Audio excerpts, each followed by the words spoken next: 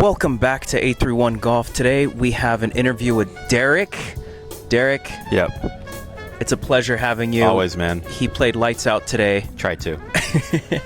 Derrick is a childhood friend. We worked at the First Tee together. He's been a member of the First Tee forever, Yep. since I remember. Yep. You and your sister. Yeah. Amazing individuals. Their parents did a great job with them. Ever since I remember, Derrick, I would ask him, hey, what do you want to be when you grow up? You're a Same kid. answer. You're a kid and you always said, I want to be a sports journalist. No, it wasn't even, I'm going to be a sports journalist. So today I want to interview Derrick because he's in the sports world within the 831 and he's doing some amazing things. First question I have for you, Derrick, is can you describe your journey and passion for sports journalism? How did you get started in this field? Well, first off, Milton, thank you for having me. By the way, folks, this is a microphone. It's not an E6. I'm not getting high right now, okay? So relax, calm down, everybody. Back to the question of getting involved in the sports journalism field. I just fell in love with it right away. I grew up reading the Mercury News when I was like 6. Back then, newspapers. Now you can just read it on this fabulous device. I grew up reading Tim Kawakami, Ann Killian, Monty Poole, legends in the regional journalism field. And I just thought it was the most interesting job ever to just be able to talk about sports for a living. And that was one of my goals. And then I kind of ventured into broadcasting, watching the Oakland A's. By the way, Oakland A's, hopefully they don't go to Vegas. They're going to Vegas. Yeah.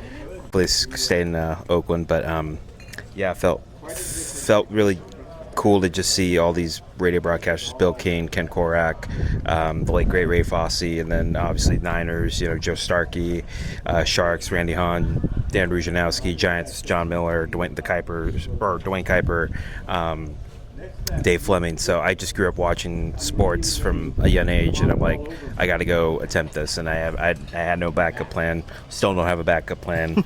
It's amazing to have my journalism career get started. Thank you, Derrick. Yeah. Derrick is a sports history buff. You've just named a couple of broadcasters, journalists. Ever heard of, I know. Like, I don't know anything about sports journalism or what goes into it. Yeah. How do you stay updated with the latest sports news and trends? I forgot to add golf-wise. I met Rich Lerner from Golf Channel. Obviously, I look up to Jim Nance. He lives like 45 minutes, 50 minutes away from here, and grew up reading Alan Shipnuck, who's a Salinas High alum, Salinas native, 831 native. Literally and figuratively. I basically still read the newspaper every day. I think social media, I like using it. You guys can follow me, DQ42 Golf Life on Instagram, Derrick Q42. It'll be right here. Right here. And then also my podcast, which Milton will drop, obviously. It'll be right here, too. I basically look at Instagram first, and then I always know what events are coming up. So we got the Women's World Cup right now. Obviously, the Open Championship going on across the pond at Royal Liverpool, Hoy Lake. So I always kind of know, and then I always try to stay up to date on basically all sports. I know it's grown to like Olympic sports as well. So I stay pretty up to date. Thank you, social media. Sports journalism has always been, as long as I've known, I'm an old person, I'm going to date myself, newspaper, right? Yeah. And in the news. Now, with social media being a significant platform for sports news dissemination, how do you utilize social media effectively as a sports journalist? Yeah. It's been, in the past maybe 5-6 years, It's grown. where it's grown exponentially. Yeah. Yeah, and by the way, I work for KION TV, KMUV TV, which is Telemundo, Fox 35, so that's our CBS affiliate here in Monterey County. So I think with my role now as being the site manager, where I'm, past year and a half, I've been more focused on kind of balancing out the news side with the sports side. So it's just trying to find the right sources in terms of, whether it's community members or just, your local law enforcement agencies. And, this applies to anything. Once you get really your foot in the door in journalism, you can take it into the sporting world. So I think I was fortunate enough to get that practice. At San Jose State, where I learned, building relationships with their PR people. So usually your teams would have your PR staff. PGA Tour has it every big sporting government agency has, or a team or a league, whatever. So you just got to relate to them, just be human with them. I mean, they're human. We're all human. We're all going to make mistakes. I think, that's the beauty of journalism, that people, will like your stories, not like your stories. You got this right, this wrong. At least they're reading it. That's how I view it.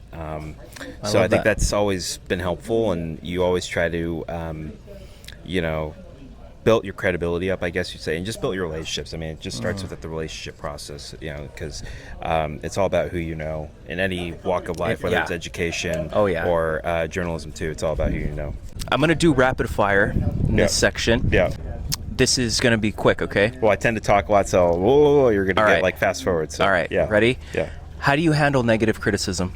I learned to just leave whatever criticism comes at my workplace or just on the computer, because my professor, Mark Purdy, who, by the way, legend in the journalism world, said that if these people can't say it to your face, then they don't really know you. They don't know who you are as a person at home. So I always just make sure I have my family, the support system, people that I know that care about me, and that's all you can do. You can't control other people's thoughts about you. All right. How do you see the future of sports journalism?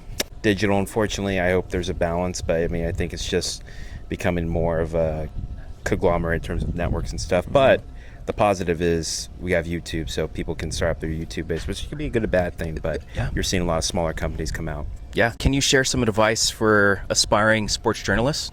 Especially in our area, that's good. In our area, Build your network system, one. I'm going to do 3, if that's fine. Build your network system, one. Always be kind. Kindness above everything. Be kind to one another. And if it ends up being like a critique, players will come up to you. Just, take it on the chin. It'll be okay.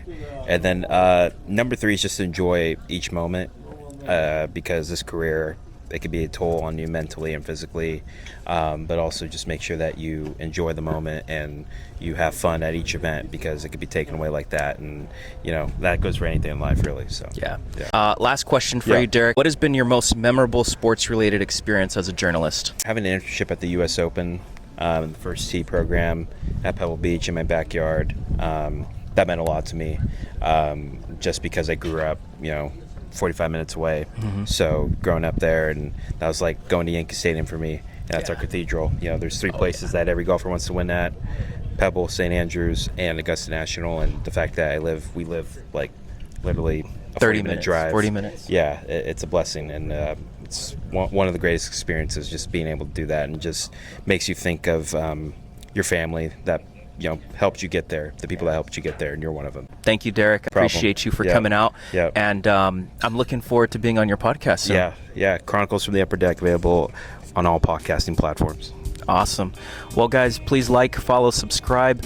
Follow Derrick. His links are in the bio. I'm on Threads, by the way, but I don't use it, so don't. What is Threads? I don't even know. It's like a Twitter, but Mark Zuckerberg too busy fighting Elon Musk in a cage. Yeah. So okay. Well, thank you. Sorry for another day. 831 Golf out. Later, guys.